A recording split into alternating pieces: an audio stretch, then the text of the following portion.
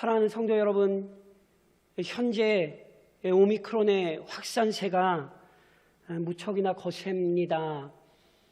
그래서 우리 교회는 혹시 모를 교회 내의 감염을 예방하기 위해 주중 예배는 가정 예배로 전환하고 지난 주일과 또 이번 주일 예배는 온라인으로만 드립니다.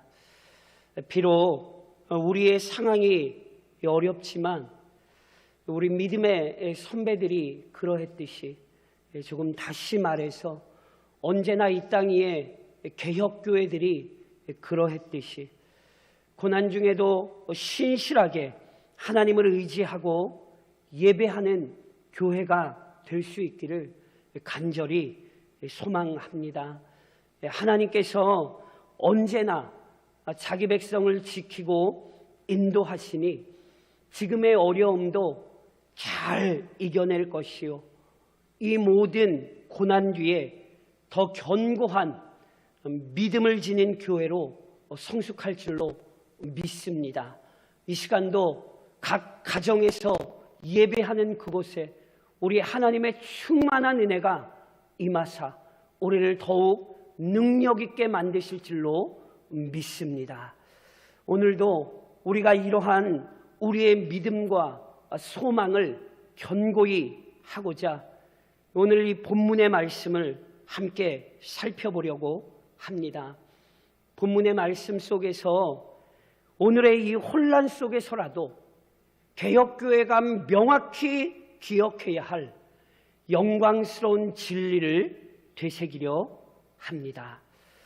사랑하는 성도 여러분, 기억하십시오. 오직 하나님께서 인류 역사를 주권적으로 다스리십니다. 다시 말하면 역사의 주인은 오직 우리 하나님이십니다.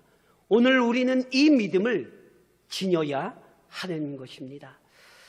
오늘 저랑 다 읽지는 않으셨지만 이 창세기 45장에 기록된 사건을 제가 간략하게 설명드리면 이렇습니다.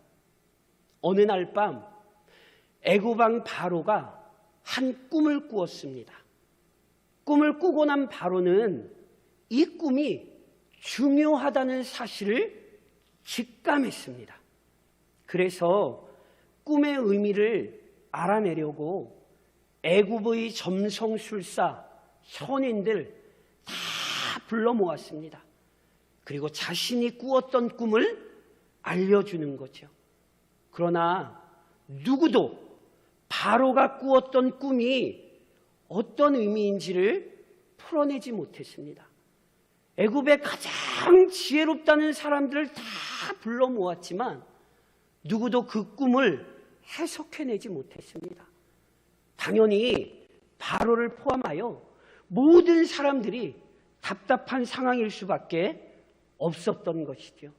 그런데 모두가 답답해하던 그때에 바로의 신하 중 하나였던 술 맡은 관원장이 바로에게 한 사람을 추천합니다. 그 사람은 우리가 잘 아는 바로 요셉입니다.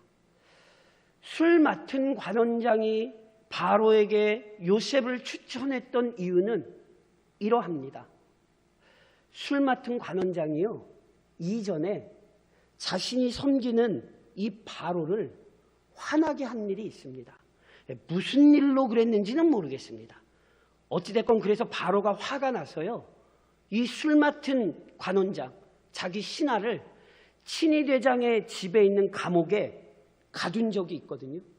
그런데 놀랍게 당시 그 감옥에 요셉도 갇혀 있었습니다. 그때 요셉이 감옥에 갇혀 있던 것은 어떤 흉악한 죄를 저질렀기 때문은 아닙니다. 애석하게도 요셉은 주인의 아내를 겁탈했다는 이 말도 안 되는 억울한 누명을 쓰고 갇힌 것이었죠. 그래서요, 요셉에게 정말 죄가 없다는 사실을요, 요셉을 만나본 사람이라면 누구나 알 수 있었습니다. 그래서 성경에 어떤 내용이 기록되어 있습니까?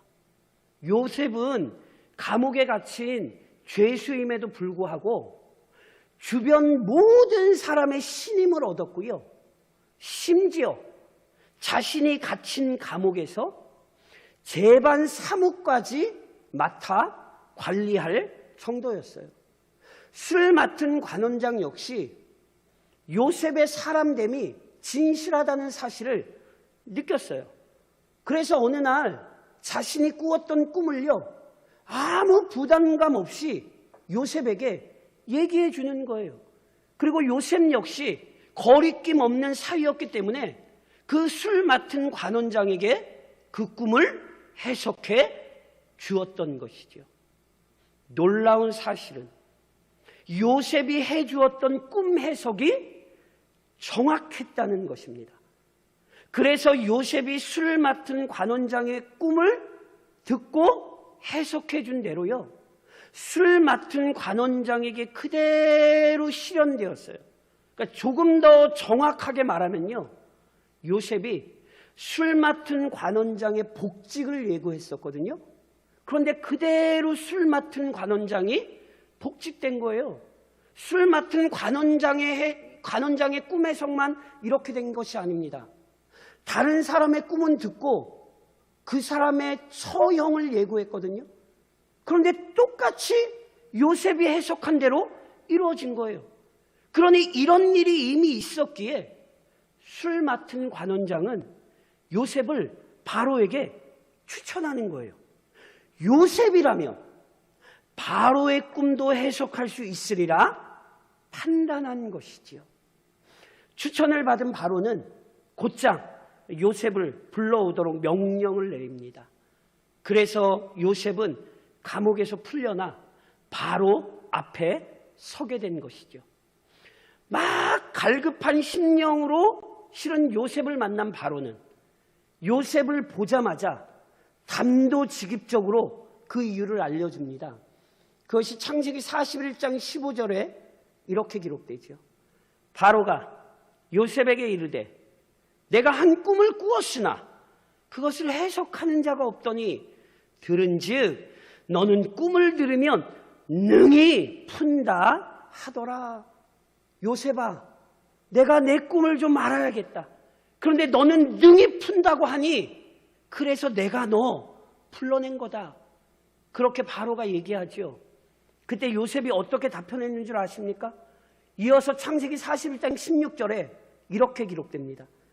요셉이 바로에게 대답하여 이르되 내가 아니라 요셉이 아니라 하나님께서 바로에게 편안한 대답을 하시리이다.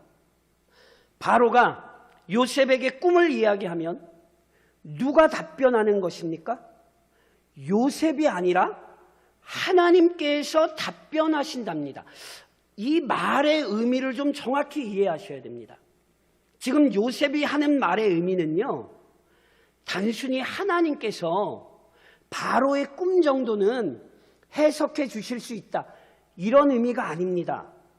이 말은 정확하게 풀어 해석하면 바로가 꾼 꿈은 하나님께서 바로에게 꾸게 하신 것이란 의미입니다.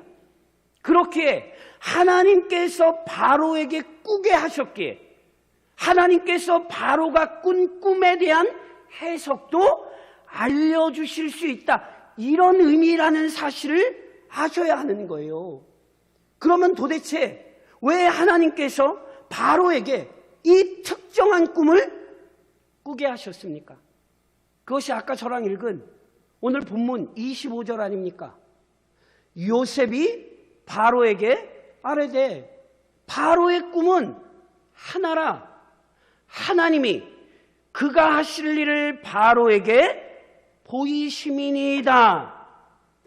하나님께서 애굽 땅에 이루실 일을 미리 알게 하시려고 바로로 하여금 이 꿈을 꾸게 하신 거예요.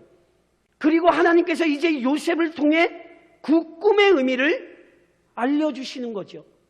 그럼 조금 더 구체적으로 하나님께서 애굽 땅에 이루실 일이 어떤 것입니까?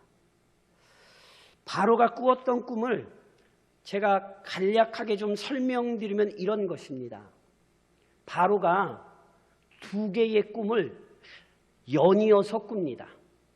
우선 꾸었던 꿈은 뭐냐면요, 살찌고 보기 좋은 7 암소를 흉하고 삐쩍 마른 7 암소가 삼키는 꿈이었습니다. 이어 꾸었던 두 번째 꿈은요, 아주 좋은 7 이삭을 속이 빈 이삭이 7 이삭이 삼키는 꿈이었습니다. 요셉이 언급했듯이요, 이 두 꿈은 하나입니다. 즉 같은 의미입니다.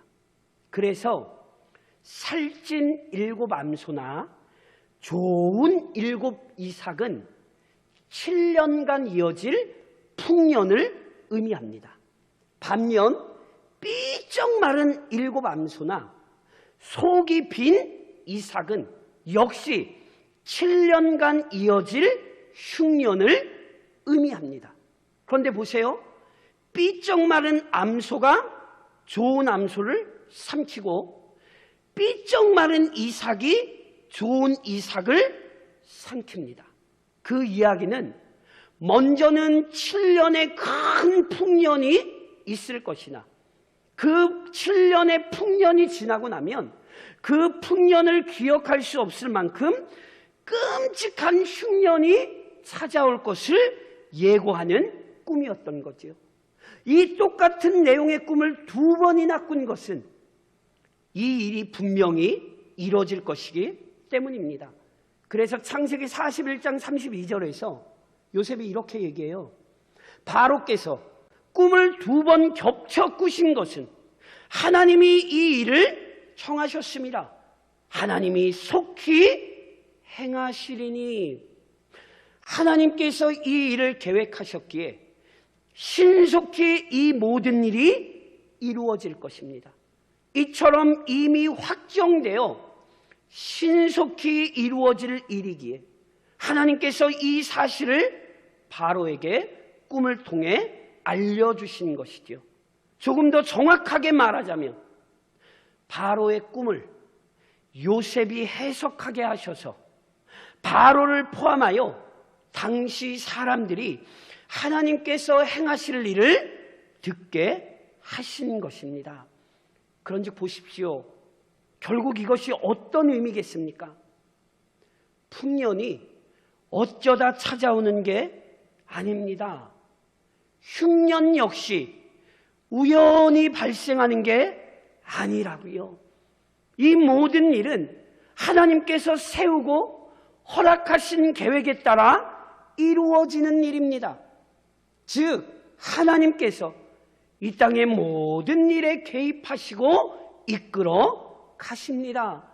그래서 때로 풍년도 허락하시고 때로 흉년도 일어나게 하십니다. 이 세계 안의 자연 현상마저 철저히 역사의 주인이신 하나님 손에 좌우된다는 사실을 알려주시는 것이죠. 이것이 성경이 가르치는 하나님의 일하시며 인류 역사의 특징이라는 사실을 우리는 잊어서는 안 됩니다. 우리 주 예수 그리스도께서 마태복음 10장에서 하신 말씀 기억하십니까? 참새 2마리가 한 아사리온에 팔리지 않느냐? 그러나 너희 아버지께서 허락하지 아니하시면, 아버지께서 허락하지 아니하시면 그 하나도 땅에 떨어지지 아니하리라. 사랑하는 성도 여러분, 역사의 주인은 하나님이십니다. 이 관점에 따라 오늘 우리는 우리의 현실을 이해할 수 있어야 합니다. 진실한 믿음의 사람들은 코로나의 발생을 단순히 우연으로 치부하지 않습니다. 델타가 나오고 오미크론 변이의 발생과 확산 역시 우리는 어쩌다 벌어진 것으로 이해하지 않습니다. 애굽 땅의 풍년과 흉년을 주관하신 하나님께서 여전히 이 세상을 다스리십니다. 물론 우리는 이 땅에 일어나는 모든 일의 구체적인 이유를 알 수 없습니다. 하나님께서 직접 나타나 그 이유를 알려주시지도 않습니다. 그러나 하나님의 손길 안에서 이 모든 인류의 역사가 진행된다는 사실 분명합니다. 코로나의 발생과 진행 과정, 그리고 마무리되는 모든 일, 우리는 모르나 우리 하나님 알고 계시고 지금도 그 하나님의 손 안에서 진행되고 있습니다. 그런즉 오늘도 역사의 주인이신 하나님을 예배하고 의지하며 살아야 합니다. 이 땅의 모든 일을 이해할 수는 없으나 역사의 주인이 하나님이시니 그분을 의지하며 살아가는 삶을 떠나서는 안 되는 것입니다. 그런즉 이 위대한 교리에 근거하여 우리의 삶에 적용하며 권면합니다. 사랑하는 성도 여러분, 하나님의 섭리 또는 하나님의 손길을 확신할 수 있는 은혜를 구하십시오. 하나님께서 앞으로 행하실 일을 바로에게 꿈을 통해 알리셨습니다. 하나님께서 알려주셨기에 바로는 똑같은 내용의 두 가지 꿈을 연이어 꾸었습니다. 하지만 바로는 그 꿈을 이해하지는 못했습니다. 비록 자기가 그 꿈을 꾸며 보기는 했지만 그 의미를 알지는 못했지요. 애굽의 지혜자들 역시 해석할 수 없었습니다. 바로를 통해 그 꿈의 내용을 자세히 듣기는 들었지만 그 의미를 알지는 못했습니다. 왜 그러합니까? 이 꿈이 단순히 인간적 지혜로 풀 수 있는 내용이 아니었기 때문이죠. 바로가 꾸었던 꿈은 바로의 머릿속 상상에서 나온 게 아니었기 때문입니다. 이 꿈은 오직 역사의 주인이신 하나님께서 친히 계획하시고 실행하실 일이었습니다. 그런즉 하나님께서 그 마음을 어루만지시고 그 눈을 열어주지 않으시면 알 수 없었습니다. 역으로 이렇게 설명할 수 있겠지요. 요셉이 바로나 다른 지혜자들과 달리 이 꿈을 해석할 수 있었던 이유는 요셉이 똑똑했거나 탁월했기 때문이 아닙니다. 오직 하나님께서 깨달아 알 수 있는 은혜를 요셉에게 주셨기 때문에 요셉은 다른 사람들은 모르는 그 꿈을 이해할 수 있었던 것이죠. 이처럼 하나님의 은혜가 임할 때 하나님의 섭리 또한 하나님의 손길을 이해할 수 있게 되는 것입니다. 성경은 이와 같은 신비로운 영적 원리를 우리에게 잘 보여주죠. 그 대표적인 사건 중에 하나가 뭔지 아십니까? 바로 십자가입니다. 십자가. 율법에 따르면 나무에 달린 자는 하나님의 저주를 받아 죽은 것입니다. 그러니 그리스도께서 십자가에 달려 죽으신 일은 유대인이 보기에는 두말할 필요 없이 저주받은 죄인의 죽음일 뿐입니다. 이방인에게 십자가 형벌은 극악한 죄수를 처형하는 방법이었습니다. 그러니 그리스도께서 십자가에 달려 죽으신 일은 이방인이 보기에는 두말할 필요 없이 흉악한 죄인의 죽음일 뿐입니다. 그러나 그 마음에 은혜가 부어진 자들에게 그리스도의 십자가 죽음이 어떤 의미입니까? 고린도전서 1장에서 바울이 이렇게 선언하죠. 십자가의 도가 멸망하는 자들에게는 미련한 것이요 구원을 받는 우리에게는 하나님의 능력이라. 똑같은 그리스도의 십자가 죽음이 은혜 받지 못한 자들의 눈에는 미련하게 보이지만 은혜 받은 자들의 눈에는 분명한 구원의 능력이요 구원의 섭리로 보이는 것입니다. 이 위대한 영적 원리가 오늘 우리의 삶에 신속히 적용되어야 합니다. 온 인류가 끔찍한 바이러스로 인해 오랜 시간 고통받고 있지요. 이건 누가 봐도 분명한 현실입니다. 그런데 지금도 이 현실만이 아니라 보이지 않는 이 현실 뒤편을 이해하는 자들이 있습니다. 즉, 그 마음에 하나님의 은혜가 임한 자들에게는 이 혼란스러운 현실마저 지배하고 있는 하나님의 섭리, 하나님의 손길이 믿어집니다. 그 풍성한 은혜가 우리의 마음에 임할 때 마저 여전히 역사의 주인이신 하나님께서 일하고 계셔. 그분이 지금도 이 세상의 역사를 다스리고 계셔. 그 분명한 믿음의 고백을 갖게 되는 것이지요. 그런즉 이 시간 함께 예배하는 가정마다 하나님의 크신 은혜가 임하사 하나님의 섭리를 보게 하시기를 축원합니다. 이 일을 위하여 함께 기도해 주십시오. 하나님, 우리 교회는 하나님의 은혜를 충만히 받아 하나님의 섭리를 깨닫는 교회가 되게 하옵소서. 그 은혜를 확신하며 그 손길을 확신하는 교회가 되게 하옵소서. 우리는 그 은혜를 간구하며 기도해야 하는 것입니다. 동시에 위기의 상황 속에서, 이 위기의 상황 속에서 올바르게 행동할 수 있는 지혜를 구하십시오. 하나님께서 바로에게 보이신 꿈을 요셉은 해석할 수 있었습니다. 즉, 하나님께서 요셉의 눈을 여셨기에 하나님께서 행하실 일들을 이해할 수 있었습니다. 그런데 이때 요셉은 단지 앞으로 일어날 일만 깨닫고 그것만 해석한 게 아닙니다. 바로의 꿈을 들은 요셉은 그 꿈에 대한 해석만 알려주고 말을 마친 게 아닙니다. 요셉은 하나님께서 신속히 일으키실 풍년과 흉년에 대해 알려주었을 뿐 아니라 어떻게 그 모든 일을 대비하고 관리해야 하는지에 대해 조언했습니다. 그 조언을 간략하게 그냥 설명하면요, 사람 잘 세워서 풍년 때 흉년을 대비해 두십시오, 이런 내용이었어요. 그런데 이 조언을 듣자 바로가 어떻게 반응했는지 아세요? 창세기 41장에 이렇게 기록되어 있어요.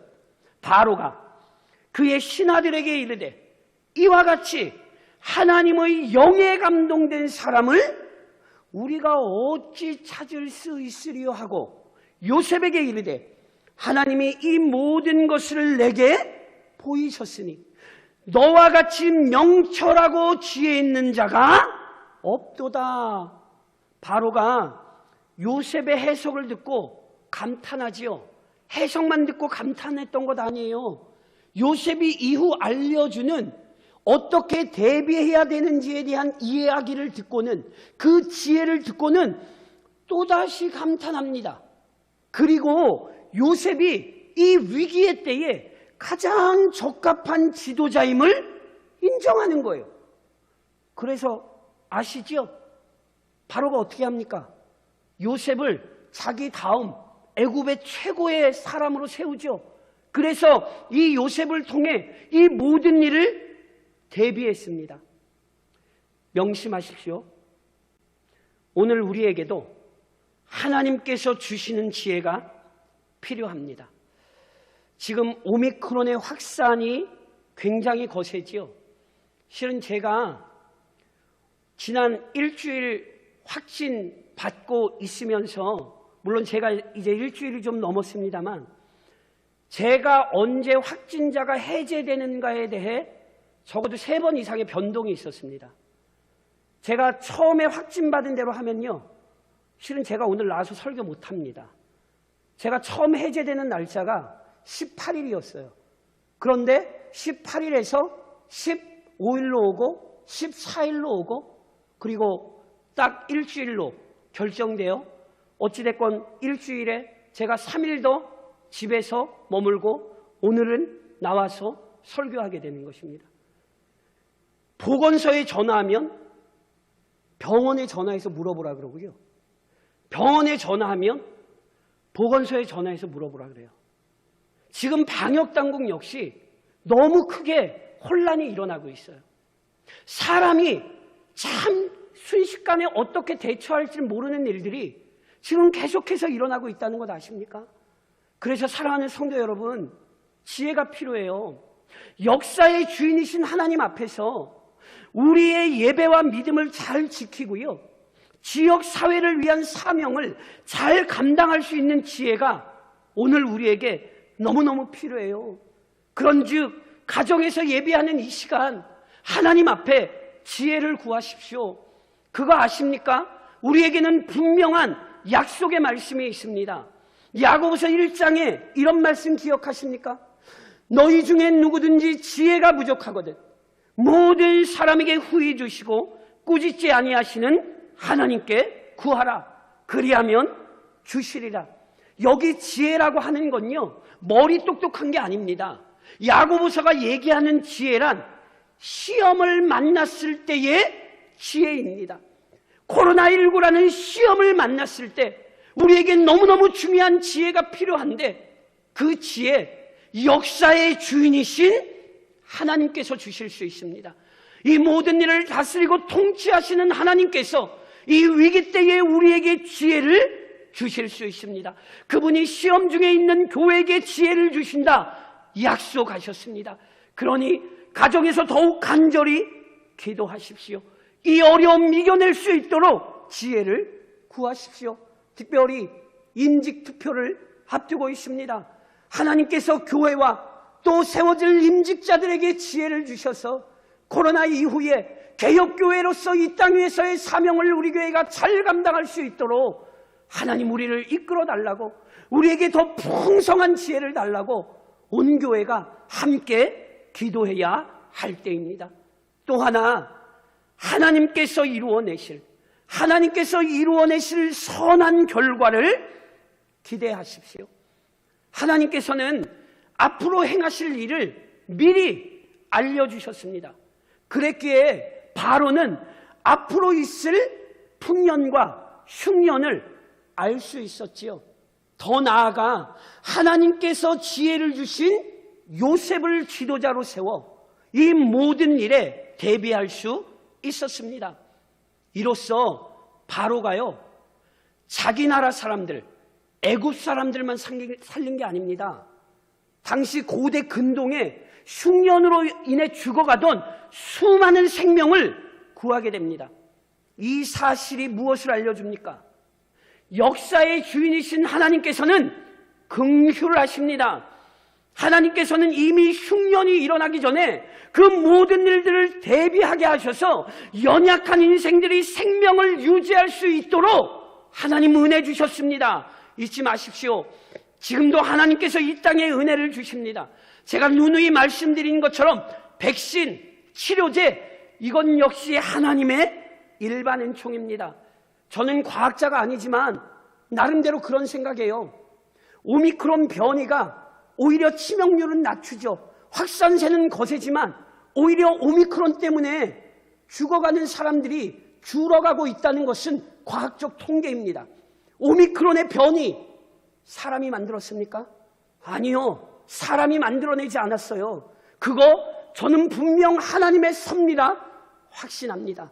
하나님께서 여전히 이 땅의 수많은 백성들을 사랑하시기 때문에 하나님께서 이 땅의 생명들을 보호하고 있다는 사실, 개혁교회는 믿습니다. 그런데 이것만 기억하시면 안 돼요. 동시에 더 중요한 사실이 있어요. 하나님께서 요셉을 통해 흉년을 대비하게 하심으로써 살려내신 사람들이 있죠. 그게 누굽니까?